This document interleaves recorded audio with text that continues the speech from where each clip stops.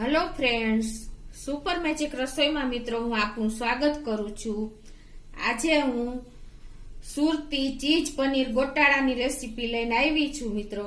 તો તમે મારો વિડીયો છેલ્લે સુધી જોજો અને તમને મારો વિડીયો ગમે તો લાઈક કરજો, શેર કરજો અને સબસ્ક્રાઇબ કરવાનું તો ભૂલતા જ નહીં। તો મિત્રો હવે એમાં શું ઇન્ગ્રેડિયન્ટ લીધા ને એ પણ હું તમને બતાવી દઉં। એમાં મેં 200 ગ્રામ પનીર લીધું છે, 2 ક્યુબ ચીઝ લીધી છે અને કાંદા ઝીણા સમારીને લીધા છે, ટમેટા લીધા છે ઝીણા સમારીને, કોથમરી છે, લીલું લસણ છે, પાવભાજીનો મસાલો છે, કસૂરી મેથી છે, બટર છે, લીલા મરચાની પેસ્ટ છે અને સોસ છે અને રૂટીન મસાલા છે, તેલ છે, મીઠું છે। તો આટલા ઇન્ગ્રેડિયન્ટ મિત્રો આપણે જોશે।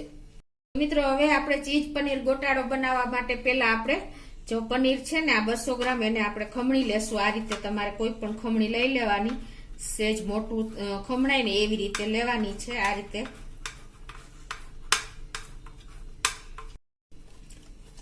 તો જો આ રીતે આપણે પનીરને ખમણી લેવાનું છે, મોટું જે આવે મોટી સાઈઝની ખમણી હોય ને એમાંથી ખમણી લેવાનું છે। હવે આપણે ગેસ ઓન કરશું અને આપણે 2 ટેબલ સ્પૂન જેવું તેલ મૂકશું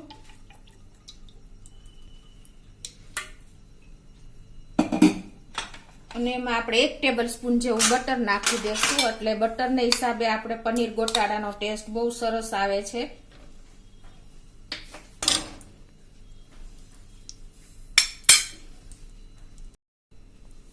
તો મિત્રો જો અત્યારે આપણે ગેસની ફ્લેમ મીડિયમ રાખી છે। હવે આપણે ગરમ થાય એટલે એમાં 1 ટીસ્પૂન જેવું આપણે આખું જીરું નાખી દેશું અને અડધો કપ જેવી આપણે ઝીણી સમારેલ ડુંગળી લીધી છે એ નાખી દેશું।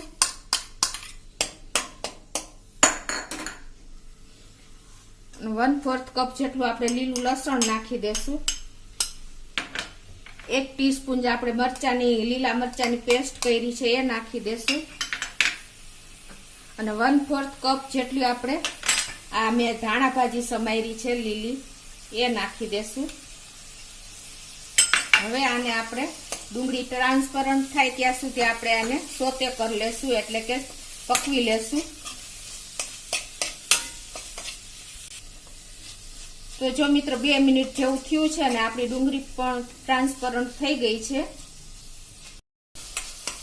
હવે 2 મિનિટ પછી મિત્રો આપણે એમાં અડધી ટીસ્પૂન જેવી આપણે હળદર નાખશું,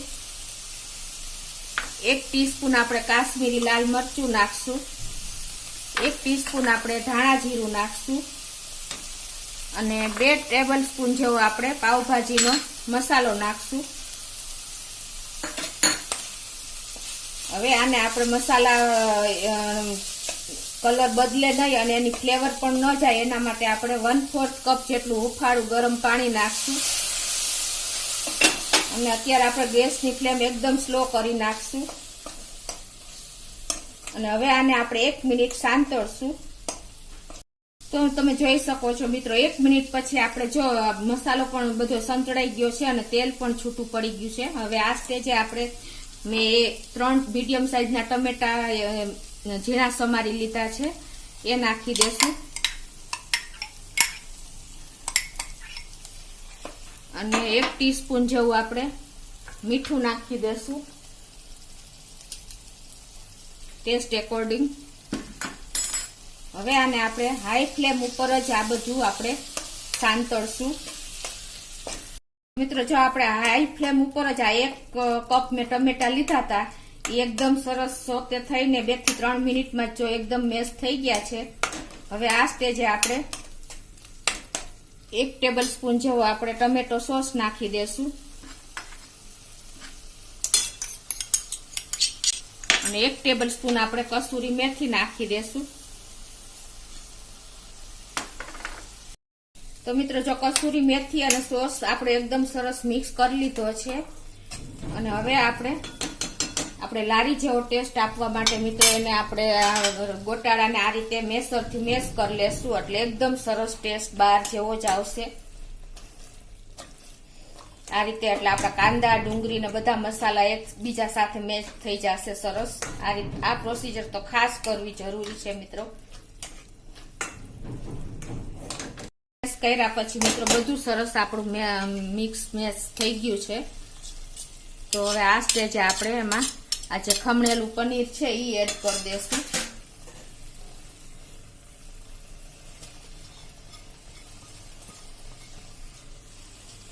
અને એને આપણે સરખું મિક્સ કરી લેશું. પનીરને આ રીતે આપણે મસાલા સાથે એકદમ સરસ મિક્સ કરી લેવાનું છે.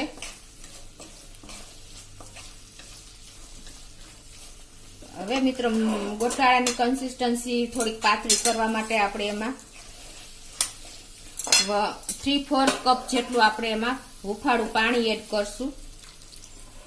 તમે તમારી અનુકૂળતા પ્રમાણે પાણી પતલું કન્સિસ્ટન્સી પતલી કે જાડી રાખવા માટે કરી શકો છો. અત્યારે મેં 3/4 કપ જેટલું જ પાણી નાખ્યું છે. અને આને હવે આપણે 2 મિનિટ આને થાવા દેશું. અને મિત્રો પાણી ગરમ નાખ્યું છે ને એનું કારણ એ છે કે એના હિસાબે આપણે ફ્લેવર મસાલાની એકદમ જળવાઈ રહીએ, એટલે બને ત્યાં સુધી આપણે હુંફાળું પાણી જ ઉપયોગ કરીએ છીએ. હવે આને 2 મિનિટ જ થાવા દેશું. જો વધારે થાશે ને તો આપણું પનીર ચવડ થઈ જશે. તો મિત્રો જો 2 મિનિટ થઈ ગઈ છે અને આપણું પનીર એકદમ મસાલા સાથે મિક્સ થઈ ગયું છે, મેચ થઈ ગયું છે સરસ. હવે આ સ્ટેજે આપણે મેં અત્યારે 2 ક્યુબ લીધી છે પનીર ચીઝની, એ આપણે આમાં ખમણી નાખશું.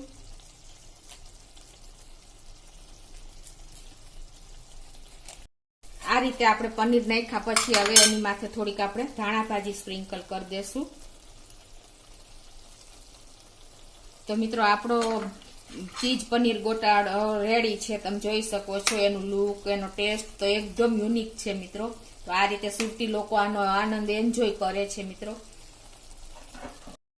તો હવે મિત્રો આપણે ચીઝ પનીર ગોટાળા સાથે ખાવા માટે પાવ શેકી લઈએ. એના માટે મેં 1 ટીસ્પૂન જેવું બટર લીધું છે.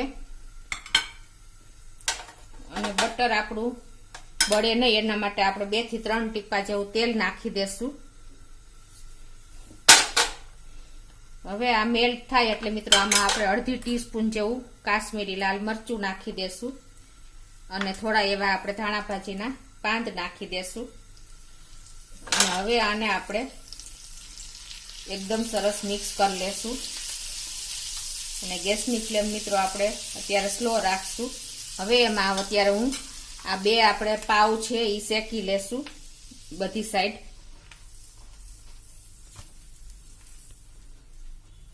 જો 2 મિનિટમાં આપણા પાવ પણ એકદમ સરસ શેકાઈ ગયા છે મસાલા સાથે. તો હવે એને આપણે લઈ લેશું.